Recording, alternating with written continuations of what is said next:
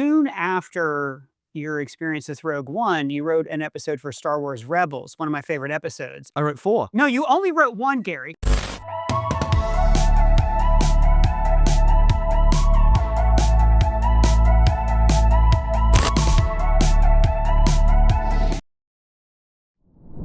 Welcome back to the ScreenCrush Crossover Universe podcast. I am the luckiest co-host in the world because I am here with Heather Antos. And I'm the luckiest co-host in the world because I'm here with Ryan Airy. Heather, how the heck are you? What if we haven't talked since James Gunn? I'm still floating after that interview. I know. I'm good. I am actually gearing up for a convention. I've had a break from traveling for cons since August, so I've forgotten what it feels like to pack a suitcase and lug books everywhere. Just you, or do you still have help?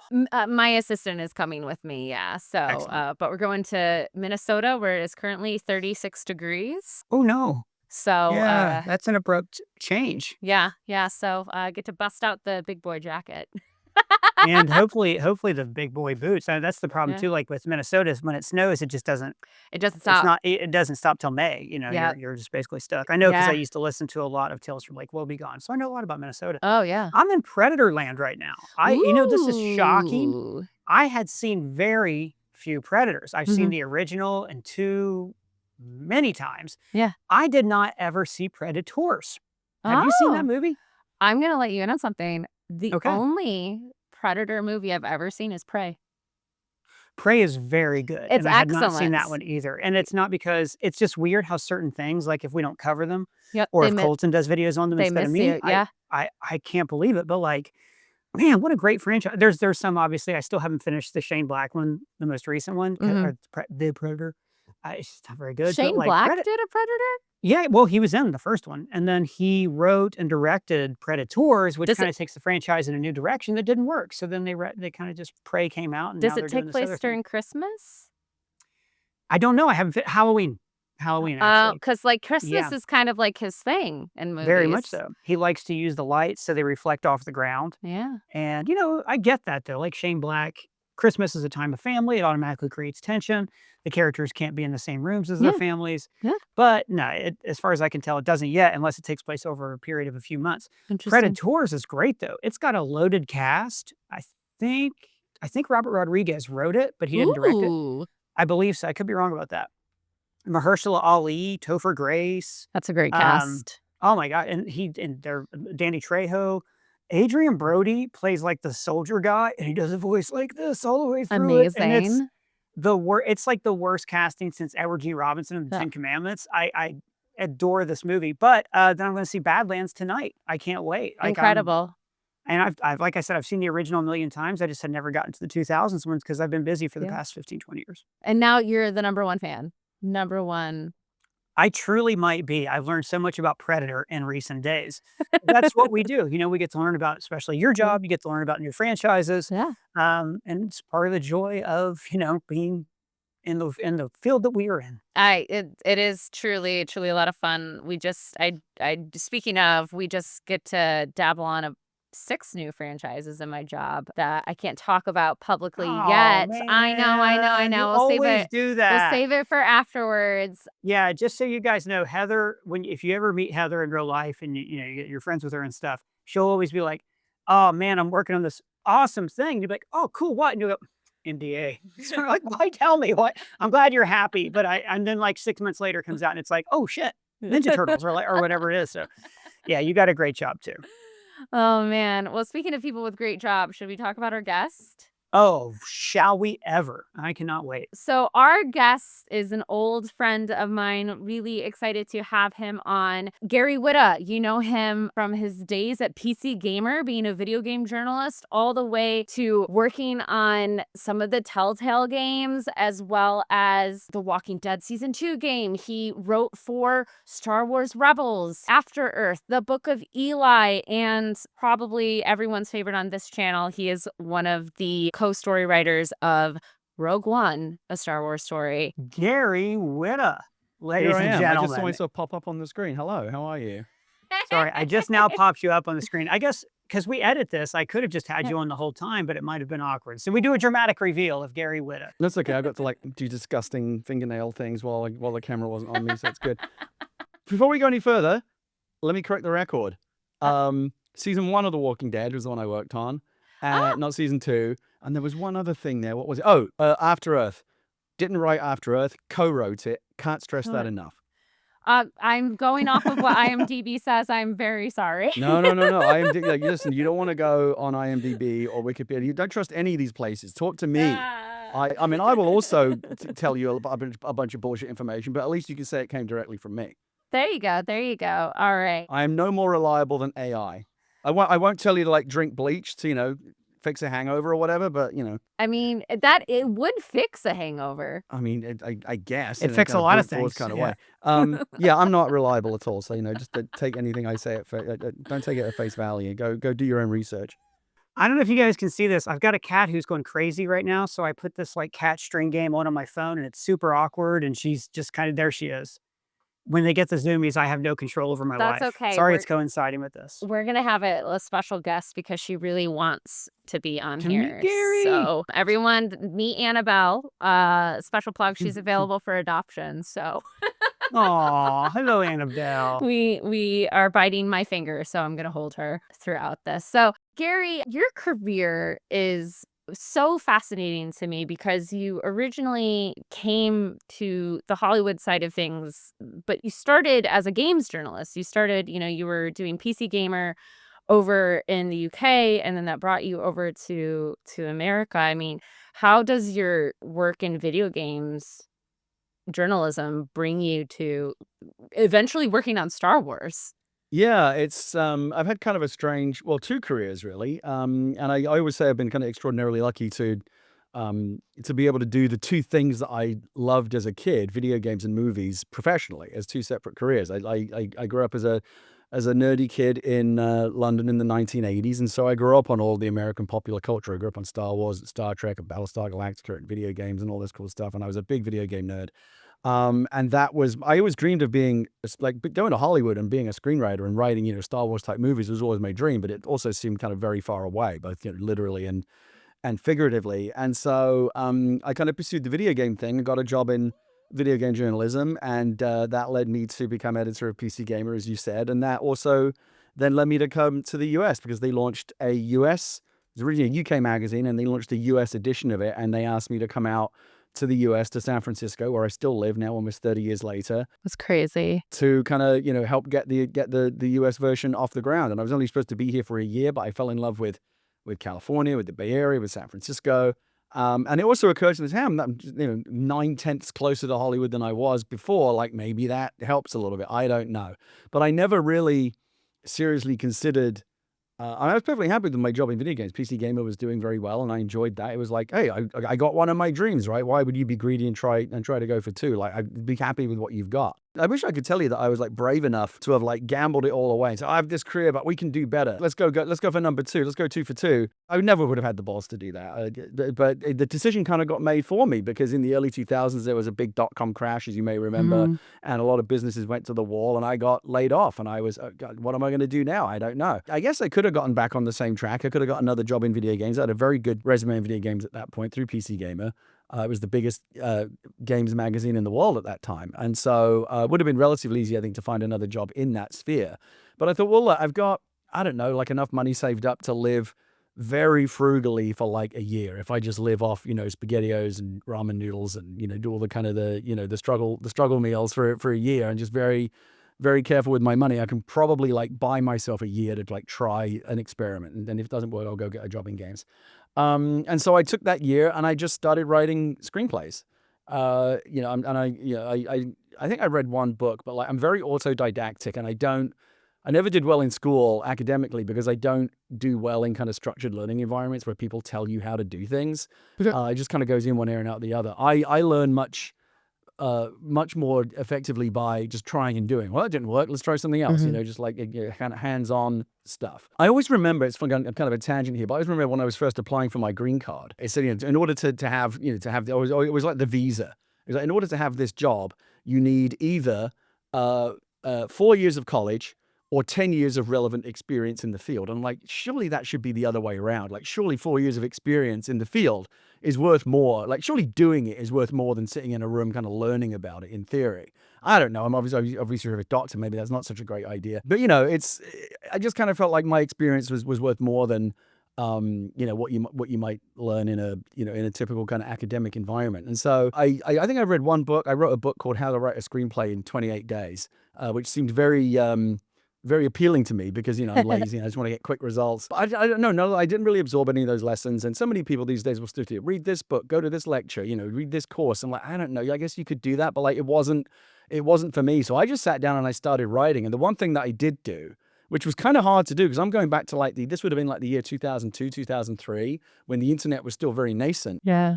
And now, like literally, you can type the name of any movie that you like, and you know, and put PDF on the end of it, and you're going to get that screenplay, right? Almost without exception. I just did that. Like, I just let me see how the pros do it, and I just read a lot of screenplays, and that's why I still tell people to do that. Like, find 5 movies that you really like.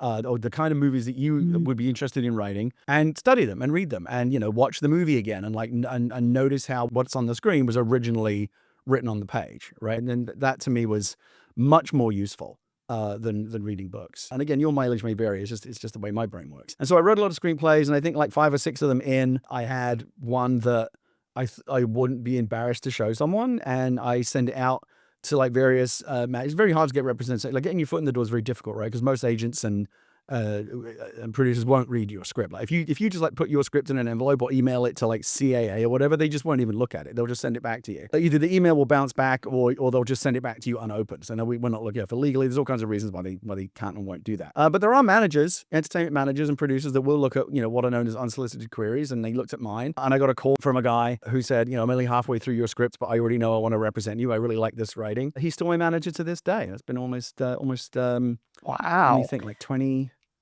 plus years. So it's just that easy is what it. Yep, just that easy. That's what I'm hearing. Yeah. Yeah. All you have to do is be as talented as Gary Whitta. Well, and also lucky. Read one book and you're good. Just go. Yeah.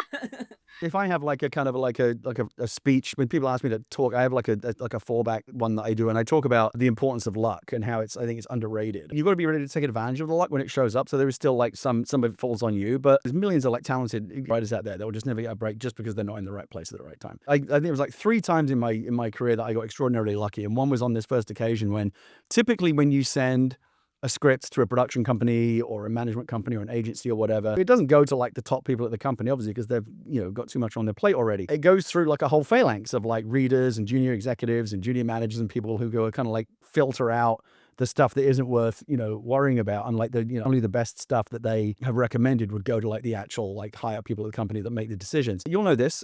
These people write something called coverage, which is basically like a little summation of here's what the movie's about. There's like they're basically just like a little summary, and then there's a critical evaluation. You know, it gives you little scores like story 4 out of 5, dialogue 3 out of 5, whatever. And in the end, it'll be one of 3 things. It'll be pass, consider, or recommend. And 95% of everything is a pass. If you're lucky, you might get a consider. You almost never get a recommend, because you know if you're a script reader and you recommend something and your boss doesn't like it, you know that's going to fall back. That's going to fall on you, right? So you have to be very, very circumspect in what you actually recommend. A script would have to be really exceptional. Now, I'm not saying I didn't get. I'm not. This is the story is not leading me going. Oh, I got to recommend, because I didn't get anything. It was weird. The guys now, my manager called me and said, "This is strange. I don't know how this happened, but like your script doesn't have any coverage on it. Like usually when you get the script, and this is back in the days when scripts were still printed out on paper before they were just PDFs. So usually there's like a thing stapled to the front, which is the coverage. It's like 2 pages of here's what you're about to read and here's what we think of it before you dive in, so you're not going in blind. But this one didn't have it, and we found out later these people have what they call a weekend read pile. You know, they take their scripts home and you know, do all their reading over the weekend, and usually these scripts would have the coverage attached, and mine didn't. What we found out later was somebody just put it in the wrong pile, and so it literally went home in his weekend read pile, having circumvented all of the people that might otherwise have said no. It just went directly to him. Wow. And so any number of readers, had it gone through the correct channels, could have read that and said, nah, I don't know what I'd be doing today, but not this. But I just got lucky. It just kind of like snuck into his pile, and he liked it. And yeah, first piece. Did you say what the script was? Did it ever get made? Or yeah. In a form, yeah. Heather, you might even know it because we did it as a comic book. It was called Oliver. It was a post-apocalyptic steampunk superhero retelling of Oliver Twist, which sounds very strange, and obviously no one was ever going to make it. I remember my manager saying like, well, first of all, as much as I like the ride, no one's ever going to make this, and he was right. Too expensive? we can use it as a calling card to get you other jobs, and that's what we did. But I always wanted to get Oliver made, and obviously as a movie or a TV show, it was too heavy a lift, but I was able to team up with my friend Derek Robertson that I've collaborated with several times now, and we did it as a graphic novel at Image Comics, and we were able to, kind of tell the story, and it came out really, really good. So yeah, that was the first thing that kind of got me in the door. That's crazy. Yeah, and Derek Robertson too. I mean, Derek's great. Derek's incredible. That's also interesting too, because I'm wondering, because it didn't have like that top sheet on it, right? Did it make it more appealing for him to read it? Because what stood out was different. And that's the other thing, right? He could have just said, "Well, I'm not reading this. Like, there's no coverage." Yeah, but he read it This anyway. is so good. They didn't even do a top sheet. I have to. How do I sum this up? It's just so incredible. He was only halfway through the script when he called me on a Sunday, because they do their weekend reading. He said, "I'm calling you right away. Like, I already know that I want to represent you." So that was really cool. And again, again, a bit of both, right? The luck got me in the door, but if the script had not appealed to the guy, it wouldn't have made any difference, right? So I wrote what I guess he thought was a good script, and managed to avoid the usual kind of safety regulators that might have started getting to him. And like I said, a bit of luck and a bit of skill, I guess. That's wild. Going back to the PC Gamer, I didn't know it was originally a UK thing before the US was a spin-off of the UK version, and now I need to go through all my old PC Gamer mags and see if I can spot your name in there. That's my one regret is I don't know why, but when I was editor of that magazine, it never occurred to me just to bring one home and keep it at the end of every month. And I have like 5 of them. I wish I would give anything for a full collection of PC Gamers, but like they're extraordinarily hard to find now, like a complete set. Maybe one day. I should try. Maybe I should start trying to like collect them like piece by piece. But I could have had them, right? I mean, like I could have just brought like 3 of them home every month. We had boxes of them sitting around, and it never occurred to me to do it. I have like some favorite issues that I worked on. I have those. But I would love to have had the full set. I wasn't in any way thinking ahead. That's back when like physical media, you never thought physical media wouldn't be a thing anymore. Right. Plus, I was drinking heavily at the time. That may have gotten in the way.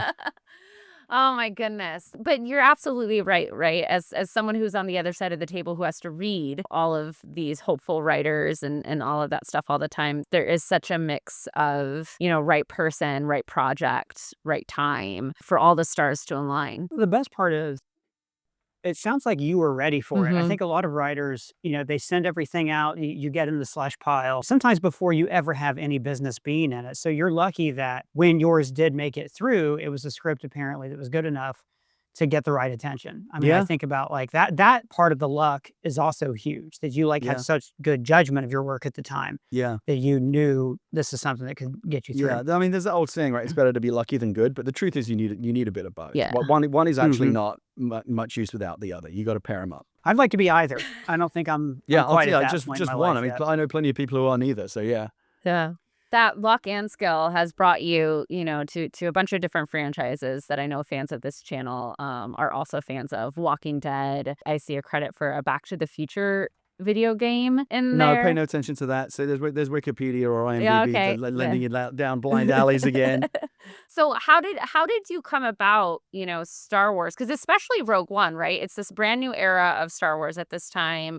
They're doing a sequel trilogy. This is the first standalone story. Yeah. How did this project come about? I mean, there's a much longer version of the story that I've told before. I'll just try and tell like the potted version. The big news came that Disney, George had sold Lucasfilm to Disney for $4 billion. And this was pre-JJ, right? JJ was not attached yet. So all that was known at the time was that George had sold Star Wars to Disney, which basically meant Star Wars is back, right? They're going to make Star Wars again. And they announced, we're going to do 7, 8, 9. We're going to start on episode 7. And I think the only other thing that had been announced at the time was that Michael Arndt, a tremendously talented screenwriter, was going to write the screenplay. Those are the only things that had been announced. Screenwriter. But it was obvious you'd have to be in the business to know it wasn't going to end there, right? Disney was not going to spend $4 billion to like not make lots and lots of Star Wars, and in fact, they arguably have made too much in the intervening years. But clearly they were going to make lots and lots of things.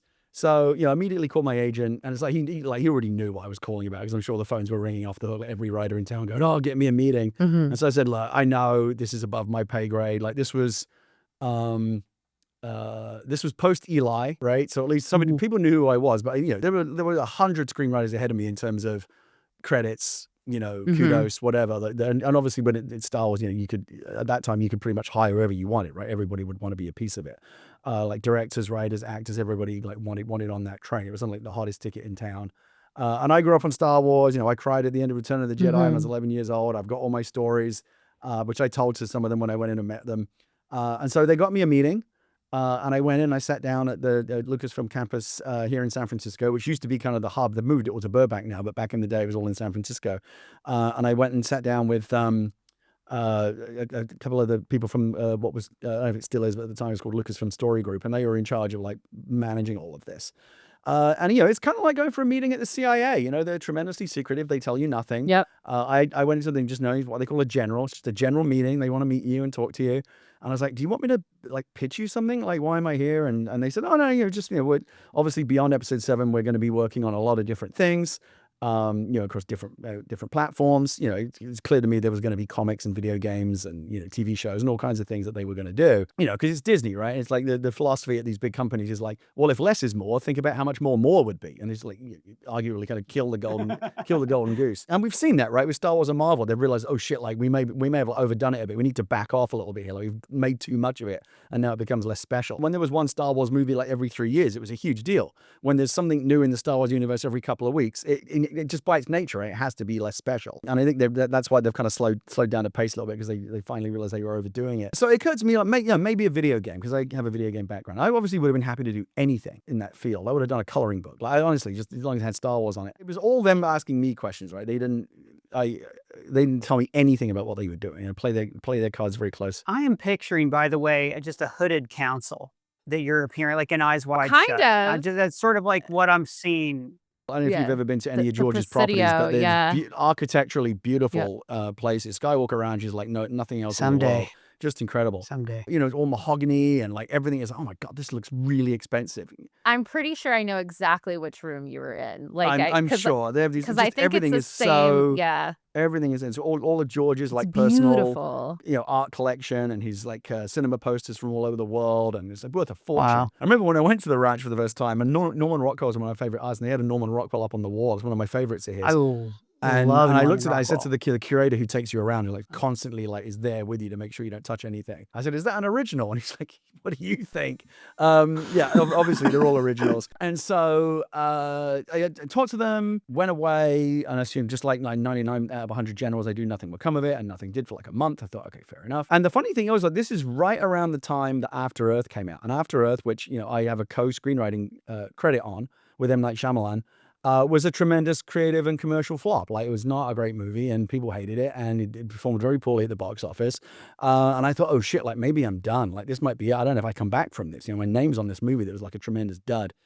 I just had people occasionally tell me that they liked it, but like in the main, it was not a successful film by any metric. And I thought, well, maybe I'll go write books. Like, I literally was like coming up with a contingency plan in case nobody ever wanted to hire me again. But then the next call I got was from Lucasfilm. You just never know, like, what's around the corner. And then about a month went by, and I thought, okay, they've obviously found like some more prestigious or better writer than me.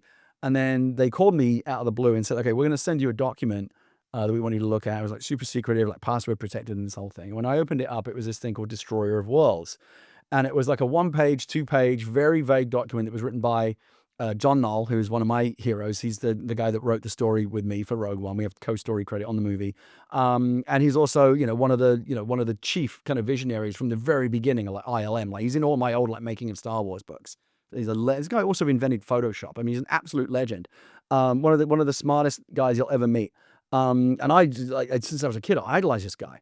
And I was very nervous that he was even like vaguely associated with this. And he had written this document. He had gone to Kathy Kennedy at some point prior to that and said, we should, now that we're making Star Wars films again, we shouldn't just make like saga films. Like, let's make standalones. We can go anywhere. We can do like one-off stories, and we should tell the story of, basically, I think what he says, we should tell the story of the opening crawl from the original Star Wars. Rebels have stolen the Death Star plans. Like, how did they do it?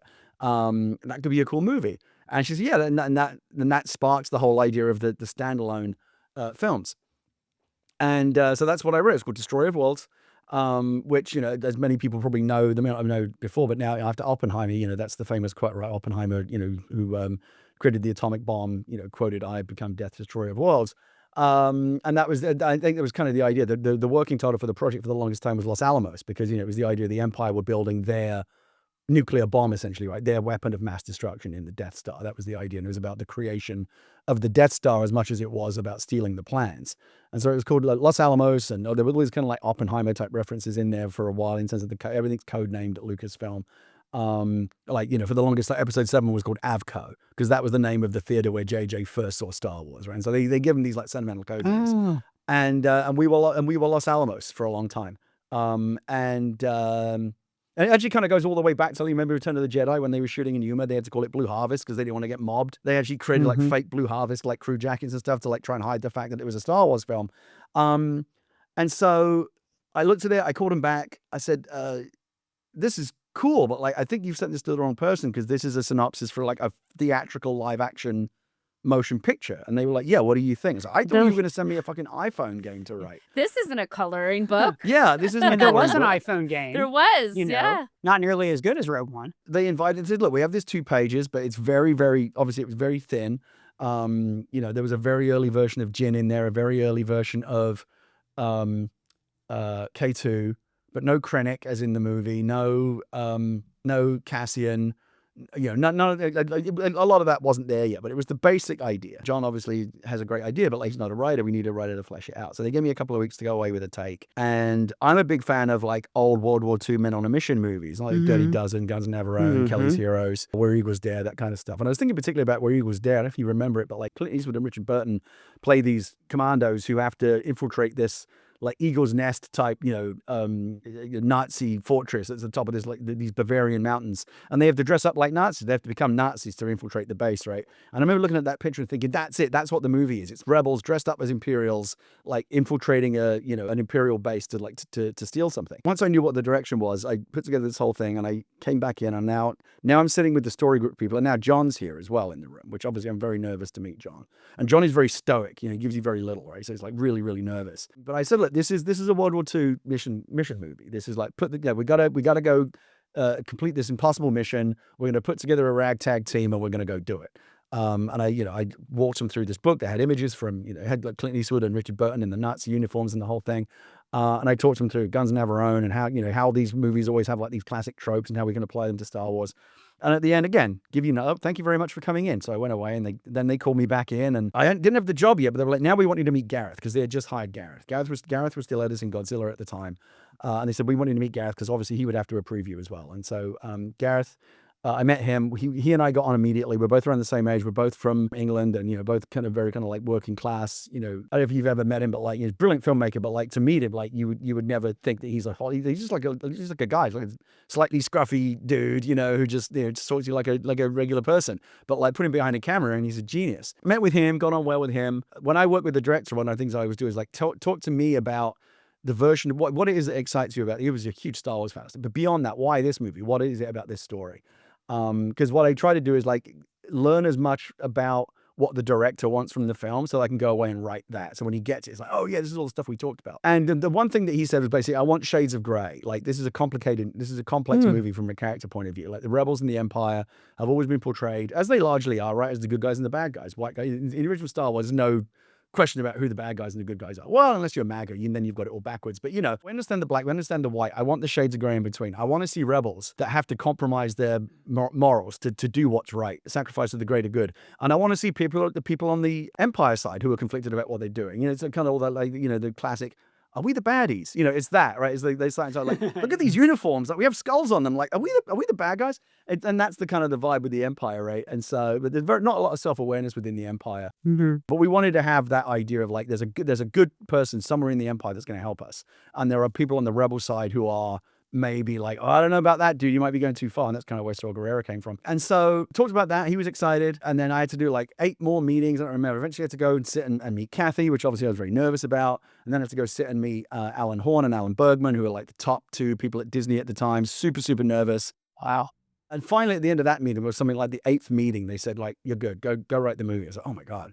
I wasn't allowed to tell anyone. It was super secret. Yeah. I had an office at Lucasfilm, but obviously, like, had to, they indoctrinate you in all of the secrecy stuff, and they take it very, very seriously. They take your firstborn, a kidney. Yeah. I mean, they installed. You appear before the Council of 13 and swear a blood oath. They install special stuff on your phone. Everything. It goes through like their own proprietary systems, like Gmail. Now forget about it. Like, you do it all through their system. Wow. Started working on it. Obviously, I was able to tell my wife, but no one else knew I was working on it. Shortly after I was hired, John Knoll came and called me into his office and said, I want to show you something. And he had this book that he had made, this like presentation book. And it was the book that he showed Kathy when he first went to her and said, we should make the movie about stealing the Death Star plans. Wow. And when I went through it, it was all pictures from the Guns of Navarone and the Dirty Dozen. Wow. Again, you want to talk about lucky. What I now know is he was sitting thinking, this guy sees the same version of the movie as me. Yeah. Right? He's got all the same references. He gets what this is. And that's how I got the job. He read my mind. Yeah. I mean, it's not necessarily the most brilliant take. It's not like, oh my God, it's so out of the box. Yeah. Like, it's a fairly standard idea, but like, it works. Like, take a classic formula that we know works, like World War II ragtag men on a mission, doing a, impossible job against the Nazis who everybody hates, and just like put the Star Wars wrapper on that. Yeah. And that's how we started. So soon after your experience with Rogue One, you wrote an episode for Star Wars Rebels, one of my favorite episodes, 4. involving Saw Gerrera. Yes. Yeah. Well, sorry, I know you No, but wrote the more than specific but one with Saw. Yeah, that's right. No, you only wrote one, Gary. Sorry. No, I'm pretty sure it's just the No, one. you're right. I read on the internet just now. No, so you wrote this episode with Saw. It's one of my favorite episodes of the show, where it's the one where they go back to Geonosis, correct? Yeah. It's the beginnings of the Death Star. Yeah. Yeah, and it's also sort of where we see Saw, who, we saw in the Clone Wars and other places, really start to become that rebel, anti-rebel, the person they either can't trust. Yeah, Saw was my favorite character in the movie. I wish he was in it more. He was originally in it more, but I was very glad to see, like, on the back end, him show up not only in Rebels, but in TV, the Jedi Survivor game, right? He shows up all over the place now. When I was talking to Gareth about white hats and black hats and shades of grey, and like, who's our morally compromised person on the rebel side? And Gareth said, I want Colonel Kurtz. Right. I want, that's what perfect. I want. I want him to have to go upriver to find this brilliant rebel general who has gone fucking mad. But we need his help. And literally in the original script, they literally went up like a jungle river. Like, it was very Heart of Darkness. Like, and his base was at the end of this, it was like at this riverhead. I love that idea because Colonel Kurtz was a brilliant, kind of character type for a character like this. It was like, do we need to create an original character? And they have this amazing brain trust at Lucasfilm. If you ask them something about like deep lore, they know everything. And so we've sat down with them and said, like, is there a character that could fit this profile that we could like bring into the that's already established? And they were, oh yeah, Saw Gerrera fought in the Clone Wars, lost his sister in the Clone Wars, and in some of George's other unpublished stuff, like the TV shows and things that never happened, Saw was, a prominent player, and he was basically the guy who, and this is what we found interesting, who had started to cross the line between freedom fighter and terrorist. Because he would kill civilians. Like, it was like means to an end. Like, I don't care how many civilians I have to kill. Like, we have to win this war. The idea that you become a bit of a kind of a public relations nightmare for the rebellion, because like he was doing things that were not, from a PR perspective, not looking good. We liked that idea, and they basically kicked him out of the rebellion proper, and basically kind of set up his own like hardcore splinter faction, like the true extremists. On Jeddah. I just love this idea of like Mon Mothma, who was I put in the movie. I love Return of the Jedi. It's my favorite of the 3 Star Wars films. Don't at me. No. And I just always thought she was interesting. I want to see more of her. And it turns out that, she was in the prequels, but they cut her out, right? Genevieve Riley played her in the prequels, and they cut her out. And we saw that. I was like, well, like, this was true of Genevieve, and also Jimmy Smits played Bail Organa. It's like, they would now be the exact right age for where they are, right? The same amount of time has passed since the prequels as in real life. So like, they will have aged up perfectly. So we got Genevieve, we got Jimmy to come back as those characters, and Genevieve obviously has gone on to play, like, become a major role for her playing Mon Mothma. And my idea was always that Mon Mothma represented the reasonable side. Like, we don't kill civilians. We don't, we, unlike the Empire, we have rules. Whereas, and you'll know this from, again, seeing the episode, this is where we got to play out. Saw saying, that's why you're going to lose, because you are playing by the rules and they don't. I think there's one of my favorite lines. So this was originally in the movie, and it got cut. And so I was so glad to be able to bring it back. I pushed to be able to bring it back in Rebels, because I always wanted to have that conversation between Gerrera and Mon Mothma. They basically lay out their kind of competing ideologies of like how you prosecute the war against the Empire. Mon Mothma is like, we're still trying to find a diplomatic solution. War's a last resort. And Gerrera, who is mad, but I think probably a little more pragmatic than Mon Mothma. Basically, that ship sailed. Like, you just don't realize it yet. There's no diplomacy. Like, it's war. And I can't remember the line specifically, but it was my favorite line that Saw says at the end, where he says, like, when this war is over and you've lost, and Imperial flags are flying all around the galaxy, I hope you will find some comfort in the knowledge that you fought the war according to the rules. And that's the idea, right? And that's those two, and there's validity in both, right? But that was the idea, is like, this guy is like, Jesus Christ, like, what? Is this what we want? Is this who we're becoming? Like, do we become the enemy by in trying to defeat them?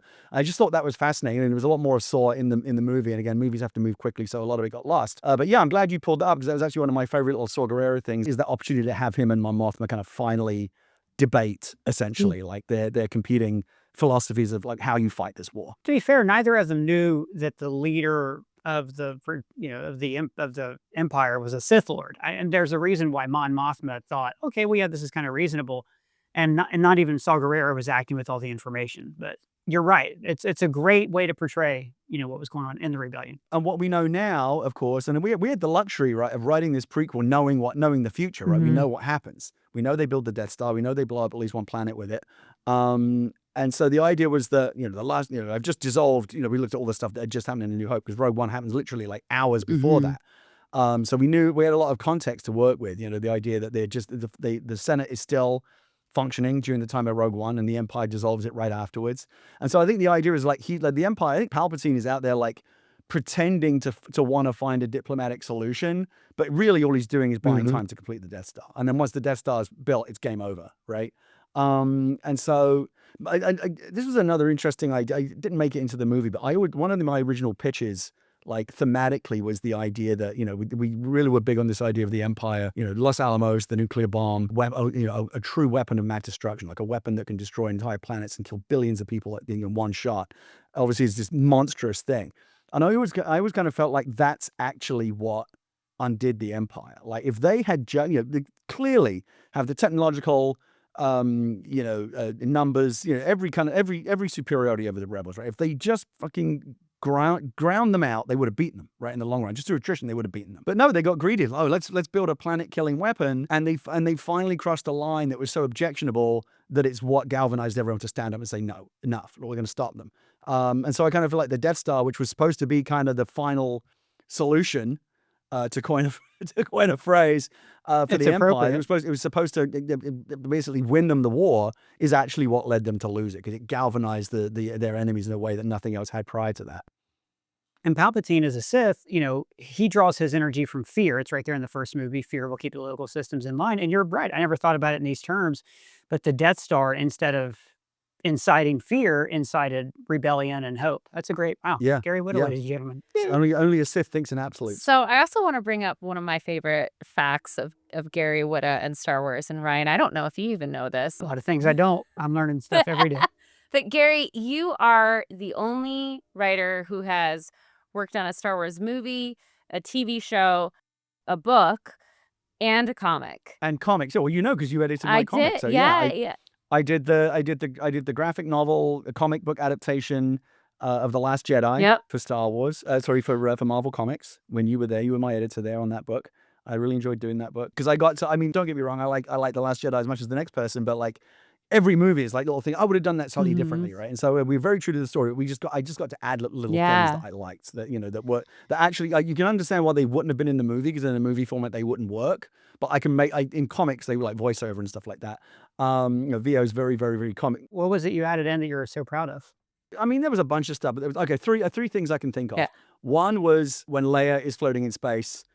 I gave her a little internal monologue where she talks about how she's not going to give up. And it's this idea of, she remembers that Luke said something to her, which is actually kind of something that he passed on, that he learned from Obi-Wan in one of the movies. I don't remember the line.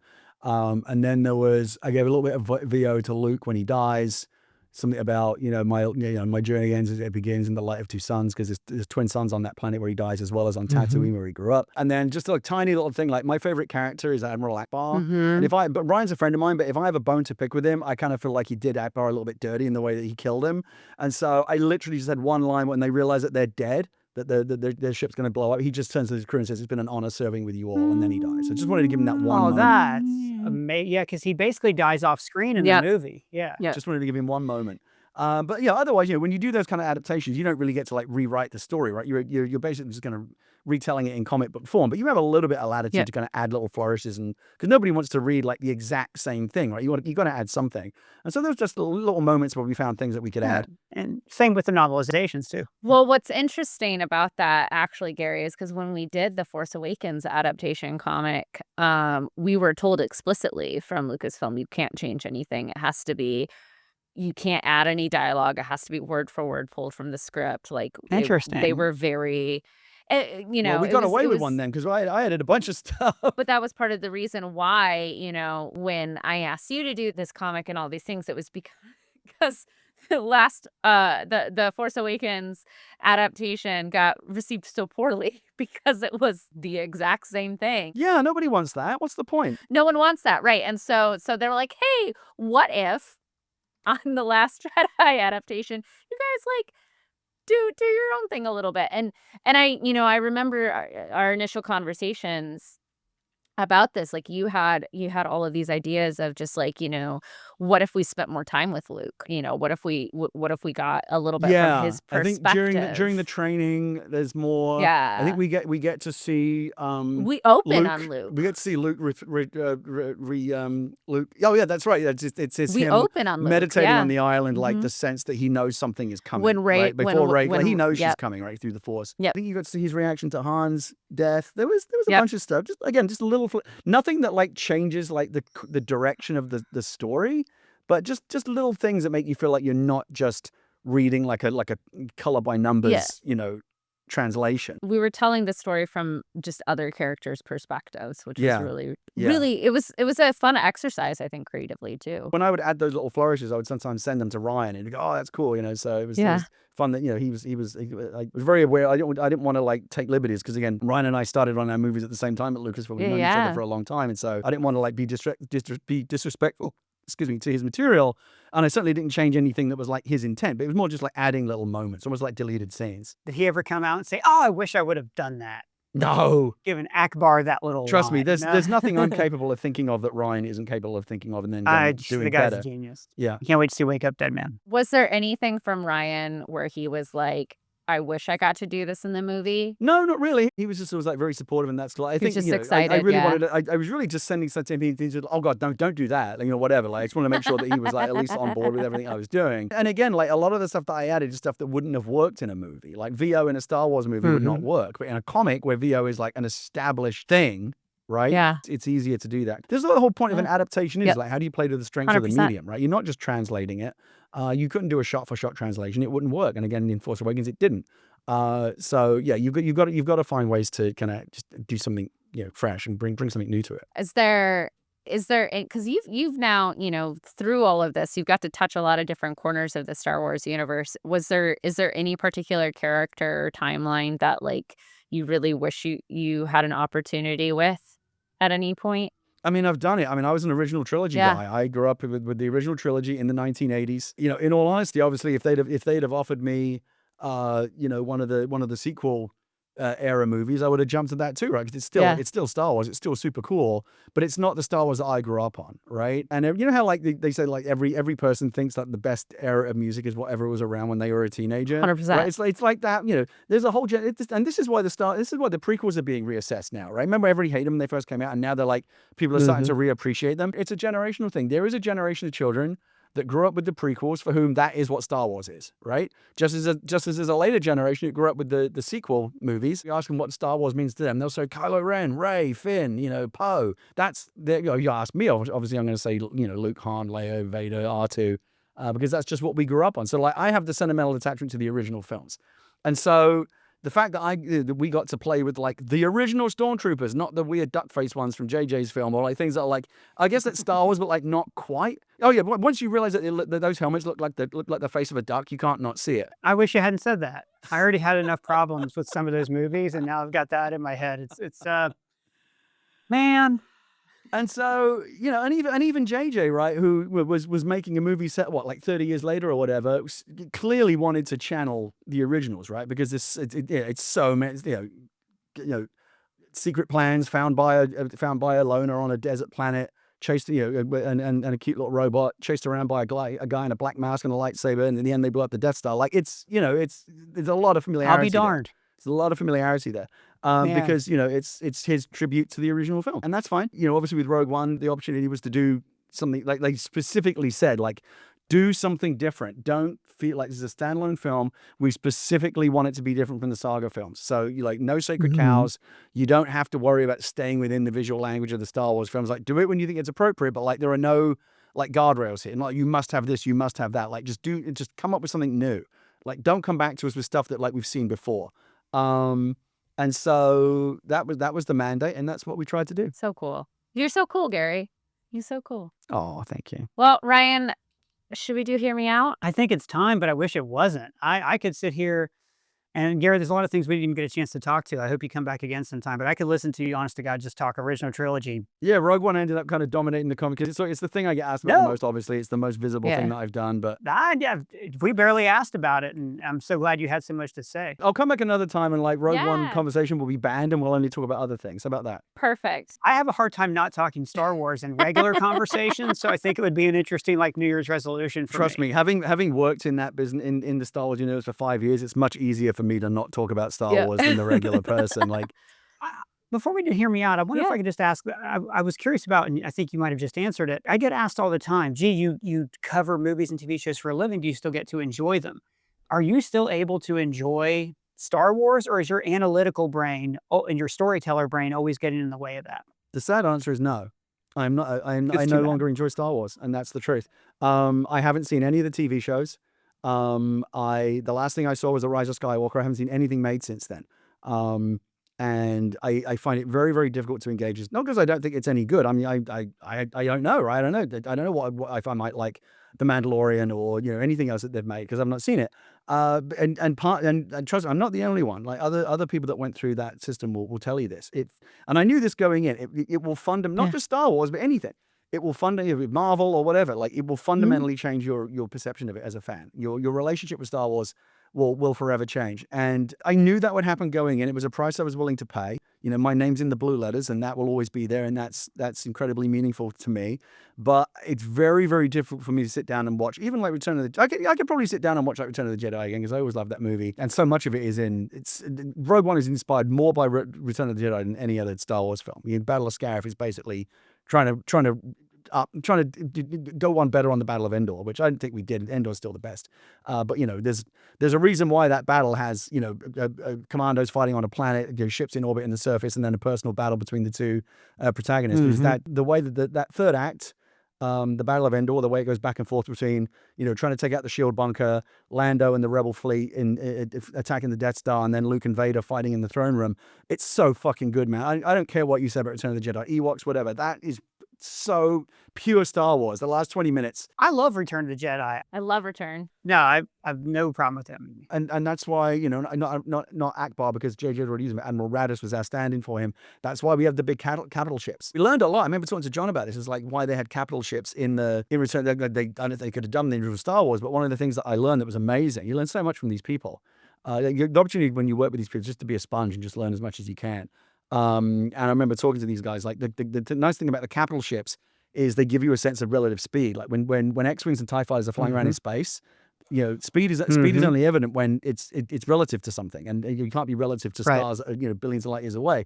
But if you put them against the surface of the Death Star or skimming across the surface of a Star Destroyer or a Rebel capital ship, then they go watch Star Wars again and look how fast the X-Wings seem to be, and then watch them in Return of the Jedi. Same X-Wings, they look 5 times faster because they're filmed against the surface of something, which gives them that sense of relative speed.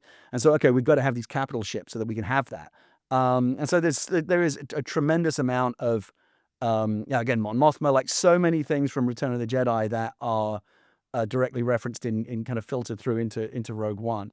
But no, sadly it does. Like I just can't anymore. Like it took Star Wars took a lot out of me, and I'll never like get into the details. But as much as I feel privileged and honored to have worked on Star Wars, it also was a very, very painful experience for me in many ways, and it's not something I would want to revisit.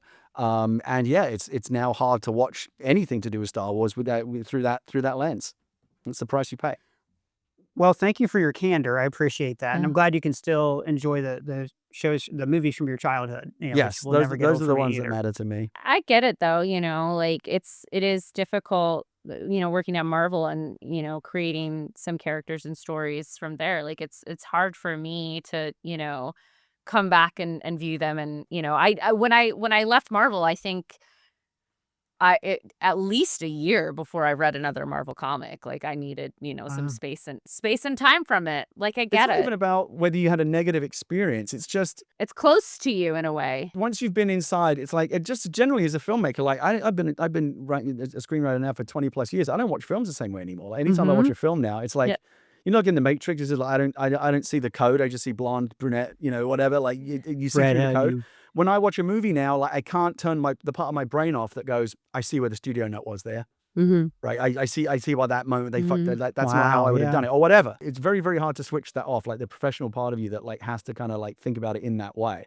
But I can still, for the most part, I enjoy movies immensely. But again, Star Wars, just because of the very kind of mixed bag emotional nature of the experience, it's hard for me to engage with it anymore, sadly. Well, on that note, Heather, I think you're right. We should go to Hear Me Out All right. because we're getting into like I can seriously delve even deeper into like screenwriting procedure and Star Wars stories. So we'll have to pull up, pull up. Heather, I got one for you, All and I don't right. think, and I'm just look. Maybe I'm rage baiting. I watched a video that you had posted, a guy talking about AI and how there's now AIs that they will tell the AI, yeah, Oh we're gonna delete god. you and Yep. replace you. And then the AI goes through company emails and finds information to blackmail. So that's actual sentience, right? Mhm. And the video, it's a good video. It's really good. But it got me thinking, maybe we give AI a shot. Because in the Isaac Asimov novels, there's this whole thing where the three laws of robotics mean that, there's obviously stories where they go off the rails and stuff, but like the robots can't hurt humans. So no matter what, they're going to devise a system that's best for humans. Maybe we just try it. Maybe we just hear the robots out for a little bit, see what kind of society they would build, and then, take a good, honest look at ceding control to our overlord masters. Oh I don't my know. Like, god. what do we think? No? I mean, hear me out. It's a little bit of a rage bait, but at I this point, mean, what do we got to lose? a lot? I don't know. I'm just depressed now. Heather, hey, like rightly so, especially art generating AI. If you guys don't know, like Heather, you're the first person who told me, like, hey, this is stealing from artists. And I Uh, was like, I didn't realize that. I yeah. had no idea. Okay, so that was a little bit of a rage bait against you. I'm That's sorry. okay. The climate issues and job issues aside, right? There's whole sorts of societal issues that we could discuss. The biggest thing is just the the models of which our current AI are built off of are they're just not ethical. And they're not programmed Yep. correctly, which is what I'm Yep. saying. Maybe we get in there, we tinker Just with the code a redo little it. bit. Yeah. Yeah, Yeah. and I would say they could fix global warming, except they're also causing global warming because of all the water and stuff it takes to hold them down. I have this idea for a company. It's called Skynet. Oh, okay, I'm down. I'm listening. All right, what's yours, Heather? Uh, If you're not going to create a fascist robot overlord, then what's your hear me it's out okay. today? Mine is also rage bait for the comment session. Okay. It's in honor of Gary and I's collaboration and work together on The Last Jedi adaptation. But Oh no. I know, I'm sorry. They'll come after me, Ryan. It's okay. I'm used to it. So the reason that The Last Jedi got as much backlash as I did is not as it did. I'm gonna say is not because it was a bad film. It's not that it had cheesy stuff that people didn't like, because every Star Wars has something cheesy that someone doesn't like. Ewoks, Jar Jar Binks, take your pick, etc., right? It's about that it's the first time that Star Wars actually challenged its fans, and that's why they hated it. It wasn't about it being bad, it was about being told their childhood heroes were flawed, mortal, and sometimes wrong. I would argue Empire Yeah. did a lot of that. Like there was a lot of backlash against Empire when it came out, Mhm. like in the fanzines and things like that. I don't know. Yeah. I do think that's a big part of it. We expected comfort Yeah. food and we got vegetables. Yeah. I'm down with Yeah. that. I've used the exact analogy in the past when talking about what JJ did. It's like I think the prequels, were so different from the original films that people had a hard time, at least the original fans. People come into it the first time would just take it at face value and may well have enjoyed them. But, for me and for many others were like, okay, this is very different. And, different is scary and we don't always embrace it right away. Again, I think those movies are kind of being reassessed now. But at the time, people, Empire. Go back and look at the reviews when Empire Strikes Back came out. People had knives out for it. And now it's, rightly held up as, arguably the best one of all of them. And so, you always have to like history kind of like settle in and have it say. But I remember that I felt like what JJ was doing, because again, there are some really familiar elements from the first Star Wars. That his take was like, people rejected the prequels because they were really different. People just want Star Wars comfort food. Like, you want spaghetti and meatballs. So we're going to give them that. We're going to give them the guy in the black mask and the red lightsaber. We're going to give them the secret plans. We're going to give them the cute droid. But we're going to like remix everything. It will feel like Star Wars to you because it's doing a lot of the stuff that specifically the first film did. The first sentence in that movie is, I hope this begins to make things right. Yep. So you're 100% right about that. Obviously, very, very meta. And Ryan's got his meta commentary. I mean, there's that whole trilogy kind of feels like a meta kind of back and forth between Ryan and JJ, right? Where it's like, people just want more of the same. And Ryan's like, no, they don't. They want something different. Leave the past behind. Kill it if you have to. That's all, Kylo Ren stuff. It's like, there's a lot of meta conversation about what kind of movies they should be making. It still boggles my mind that they went into making those films without a plan for all three. Like the one time that you're going to get to make all three. All the times I sit down with people like, oh, we're going to make 3 movies. Well, just make one good first one yet. Like the MCU wasn't them saying we're going to make it. It's like, just make Iron Man. Right, and then let's make one good movie and go from there. And they put that tiny little credit, that thing at the end that opened up the door to more, right? And the MCU became the MCU. And now everyone tries to put the cart before the horse and like create these like cinematic universes out of the gate. Like DC tried, it didn't work. You can't do it that way. You just make one movie at a time, except when it's Star Wars, right? And for sure that people are going to show up for all 3.